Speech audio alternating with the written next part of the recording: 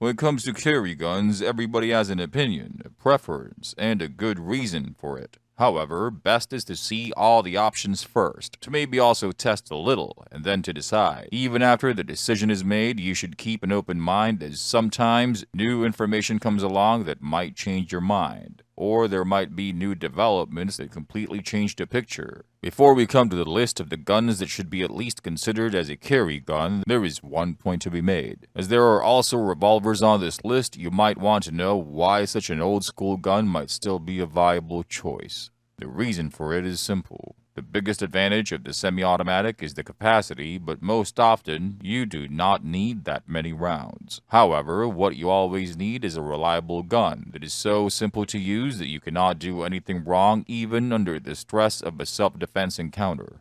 The revolver perfectly fits this bill. Nothing is simpler than pointing and shooting exactly what the revolver is made for.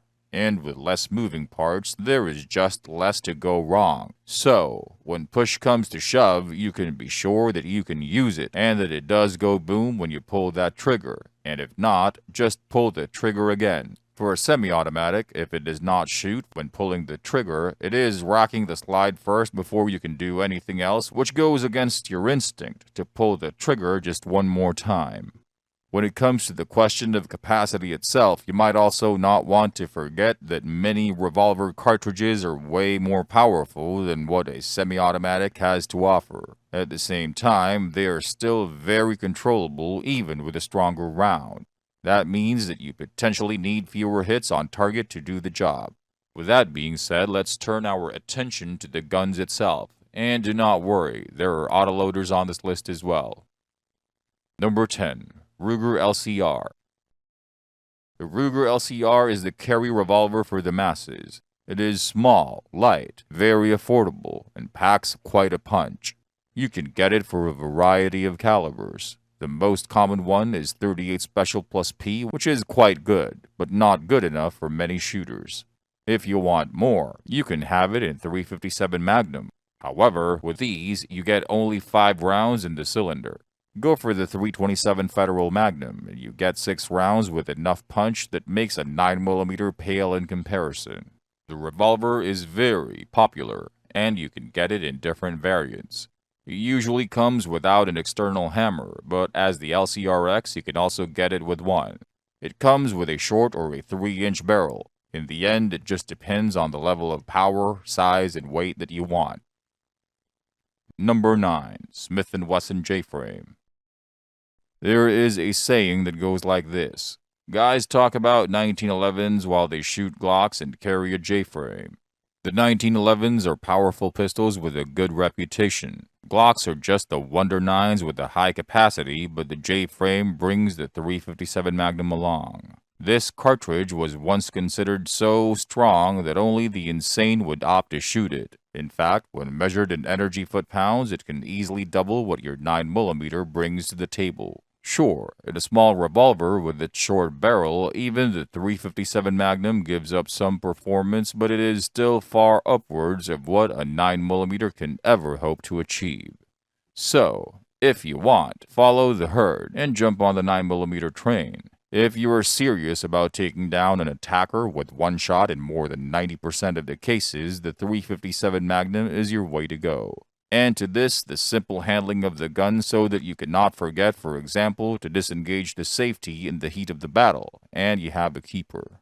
Being so small, it is also easy to conceal. It can be carried in a pocket holster. If it has to be, it can even be fired from the pocket. Sure, you might not have 15 rounds in the magazine and a reload with another 15 rounds, but when do you realistically think do you have to stop 10 to 30 attackers? Number 8. North American Arms 22 Long Rifle Mini Revolver.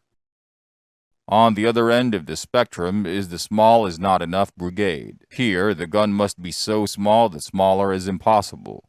For them, the NAA Revolver is the perfect answer. It is so small that it easily fits in every pocket, and it weighs only 4.5 ounces. For this, you get 5 rounds of 22 long rifle with a low performance out of a short barrel. However, as a last-ditch defense, it is better than nothing. Number 7. Glock 23. If you look for a small autoloader that gets you a better performance than 9mm can, the Glock 23 is your way to go. While it is not as popular as the Glock 19 and 9mm, it still has its fans, as it comes chambered with 40 Smith & Wesson.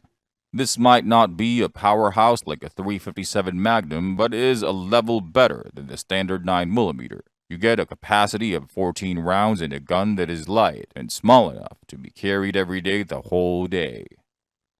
Number 6. Ruger SR 1911 Commander.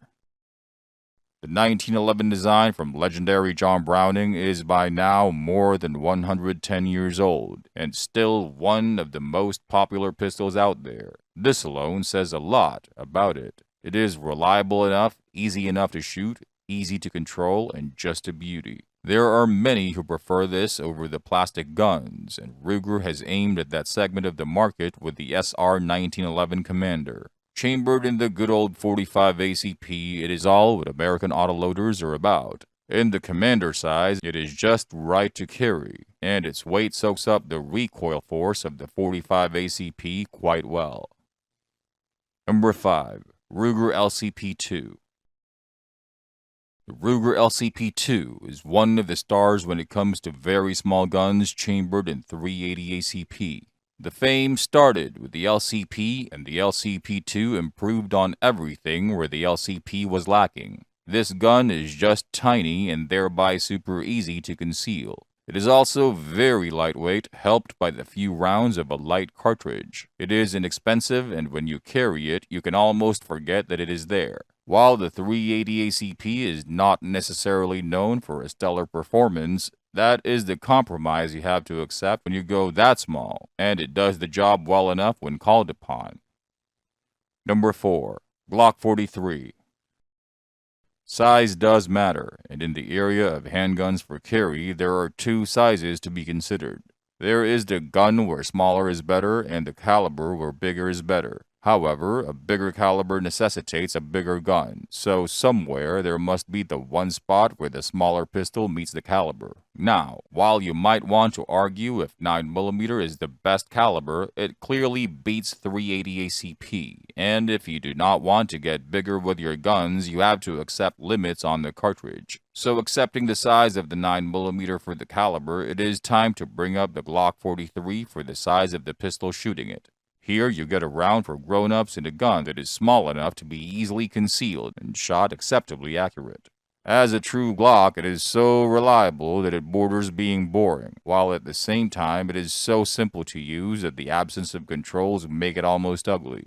However, for a boring, ugly little gun, it shoots well, is easy to conceal and shoot, and will do the job whenever you have to rely on it. The only downside you have to accept is the capacity, which is just 6+1, but you might use extended magazine for the reload, getting you some more. Number 3. Charter Arms Bulldog. The Charter Arms Bulldog is the revolver you use when you want to go for something small as the gun but bigger than the old 38 Special for the cartridge. And this time, bigger actually refers to the size of the projectile, not its performance measured in foot-pounds. It comes chambered in 44 Special, which is in itself weaker than the 357 Magnum, but comes with a bullet that is bigger in its diameter. Also, the revolver itself is a little bit bigger, but there is the rule that bigger bullets make bigger holes for more effect. So, who believes in that and does not want to go the 44 Magnum route? Here is your choice of a snubby.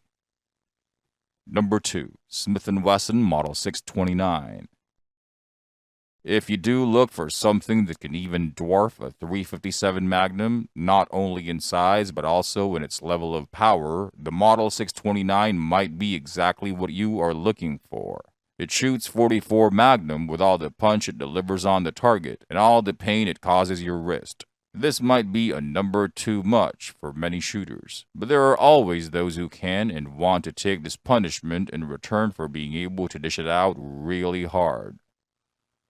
Number 1. Smith & Wesson M&P Shield.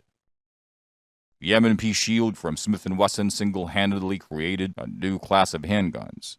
It is the bridge for the gap between the micro-compact and the subcompact pistols. It can be summarized like this: lightweight, small, and easy to carry. With all this, it is also almost easy to shoot, as for example, a full-size pistol.